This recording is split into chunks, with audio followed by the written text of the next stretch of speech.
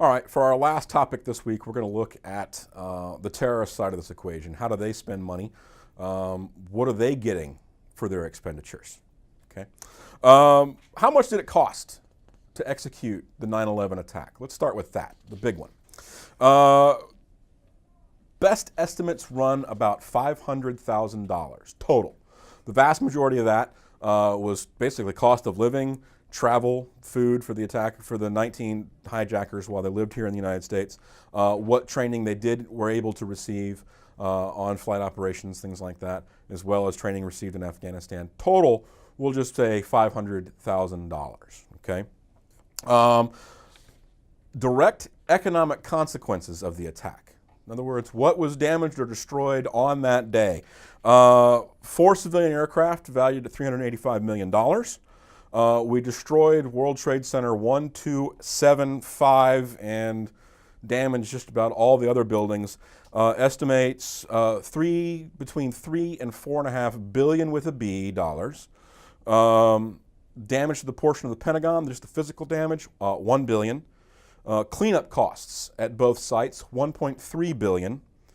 Property and infrastructure damage not included in the destruction of WTC 1 through 7, as well as the Pentagon, between 10 and 13 billion. And damaged and unrecoverable property, so private goods that were destroyed, estimated at $21 billion. So we're looking at the terrorists spending $500,000 and causing literally billions of dollars in direct economic impacts. Now, this does not include long-term impacts, does not include the costs that we have sunk in the past 13 years into Homeland Security and increasing that, does not include the deaths of all the people there, does not include ongoing economic damage. This is just direct attributable economic damage in the billions of dollars. That is, from a terrorist standpoint, a very, very, very positive cost-benefit analysis. So for $500,000 and 19 people, we can cause billions of dollars in economic impact in our target country. That is money well spent from the terrorist perspective. And that is going to be very difficult for us to counter. 7/7 in London in 2005, 4 homemade bombs, cost of attack about 500 pounds in materials. Killed 58.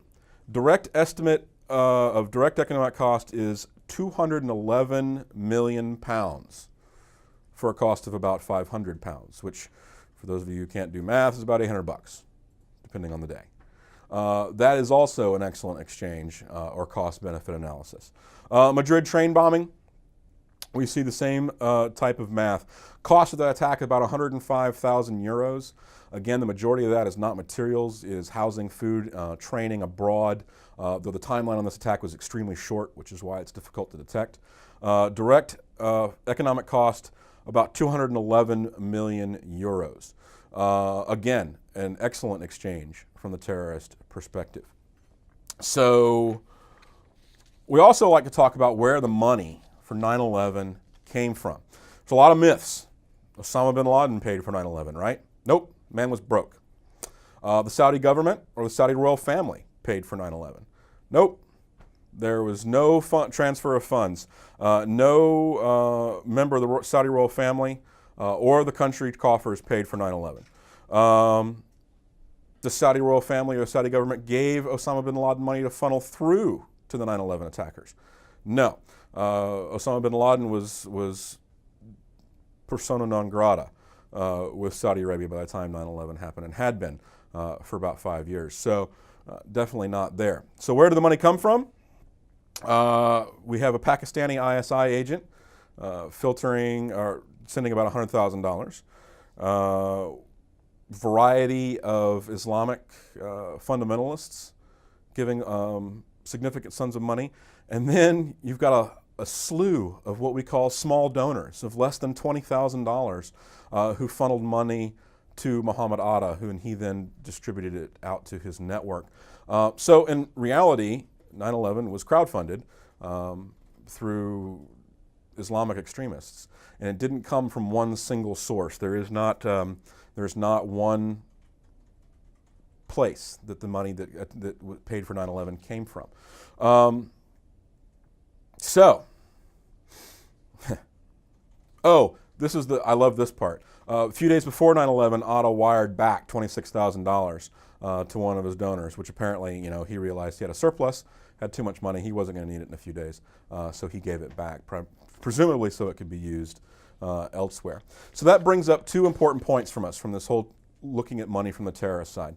One, we've spent 13 years locking down our financial regulations here in the United States to prevent terrorism, prevent funding of terrorism. Okay, a lot of you probably don't realize this, but you can't go to your bank or your credit union and make more than 6 electronic funds transfers in a given month. In 2000, you could make as many electronic funds transfers as you want between your savings account and your checking account, between your brokerage account and your savings account. You could do all of that as many times as you want. However, since 9/11, in order to curtail money laundering and financing of terrorism, now we can only do 6. And after 6, you have to actually go to your banking institution and do the transfer the old-fashioned way with a piece of paper. All deposits or withdrawals of more than $10,000 are flagged and analyzed by the Secret Service.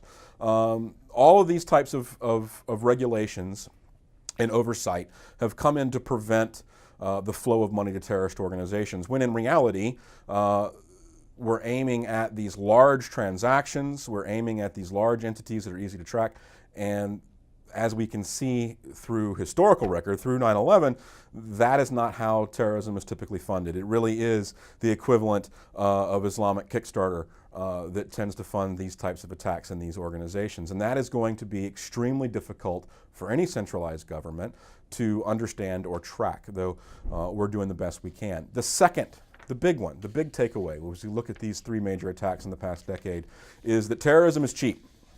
They have the significant advantage when it comes to money, when it comes to how they spend their money, when it comes to how they analyze how their money should be spent, because it's relatively cheap. They can do a lot with not much, whereas we have spent, any estimates range from hundreds of billions to trillions of dollars in homeland security in the past 13 years. And if you really think about it, how much do we have to show for that? The absence of an attack is not proof of successful interdiction. Okay? Just because something hasn't happened doesn't necessarily mean that the $1 trillion that we spent had anything directly to do with that. So this is a tricky situation. And how do we analyze which policies are working? We need to do a better job of that. And that's going to be something that's an ongoing problem that'll be happening for years to come. That's all I've got for you this week. Have a great day.